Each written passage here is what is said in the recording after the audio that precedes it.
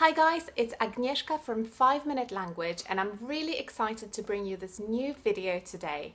So today I want to talk to you about the 5 top ways in which you can succeed as a language learner. Are you ready? Let's get started.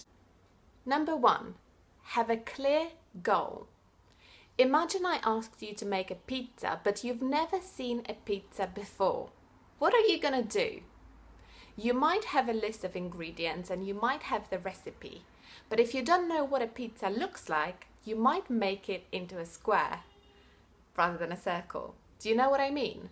You might make it into a square and you might add a different types of cheese because you don't know whether to add mozzarella or cheddar cheese or pecorino or whatever it might be. Essentially, what I'm trying to say is that if you don't have a goal, you don't really know what you're doing, it's difficult for you to succeed because you don't know what it is that you're trying to achieve. So, have a clear goal whenever you make a pizza or whenever you learn a foreign language. Number 2, evaluate and reprioritize all the time. I've got another cooking metaphor for you now. Imagine you're cooking an omelette. You know that you want it golden brown. You know the ingredients, you've got the recipe, you've mixed your eggs, you've added your salt and pepper and all the other ingredients, you've poured it into a pan and you start frying it. But then the recipe says cooking appliances vary. So it might be 3 minutes, it might be 5 minutes on each side, you don't really know. So what do? So how do you make sure that your omelette is golden brown but it's not burnt? You lift it up whilst you cook it, right? To check what the color is. So language learning is a bit like making an omelette in that you have to constantly check where you are in order to know how long to go before you reach your goal. So what I'm saying to you is you need to constantly evaluate and reprioritize.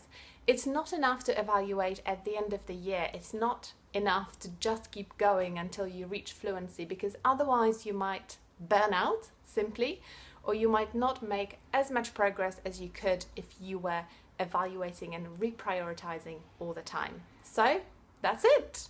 Number 3, strive for progress, not perfection. I'm sure you've heard this one before. Anyway, this one is about making sure that you celebrate all the little successes that you have along the way in your language learning journey.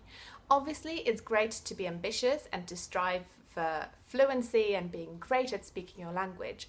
But progress is the most important thing. So if you manage to say a sentence but you made one mistake, you can still celebrate it. It doesn't matter. You said something and that's what matters. Then you can take it to the next level and try to say it again without making the mistakes. This way you can celebrate twice. You celebrate for the first time when you say it, and then for the second time when you say it correctly. Number 4, match your tools to your goals. I've written an article about this recently. It's about how to choose the right language learning resources. I've linked it below this video, so make sure you check it out. Anyway, this tip is about making sure that you're quite particular about the tools that you use, the resources that you use to achieve or to work towards your language learning goals. So I've got another cooking metaphor for you. Imagine you're making pancakes. What kind of pan are you going to use? Are you going to use a flat frying pan or a deep pot? Probably the former, because otherwise if you use a pot, you won't be able to flip over the pancake and you're going to fail. So, when learning a language, you have to choose the right tools and you have to constantly evaluate whether the tools that you're using are actually giving you the effects that you're after. Can you tell I like to cook? Probably. Number 5, work on your confidence. And confidence is definitely something that you can develop. It's not something that we're born with. It's something you can learn, and I'm sure you can do it too.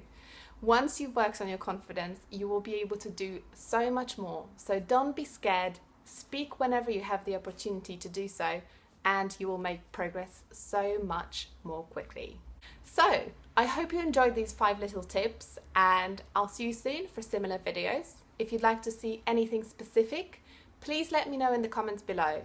And if you're not subscribed to the channel, then guess what?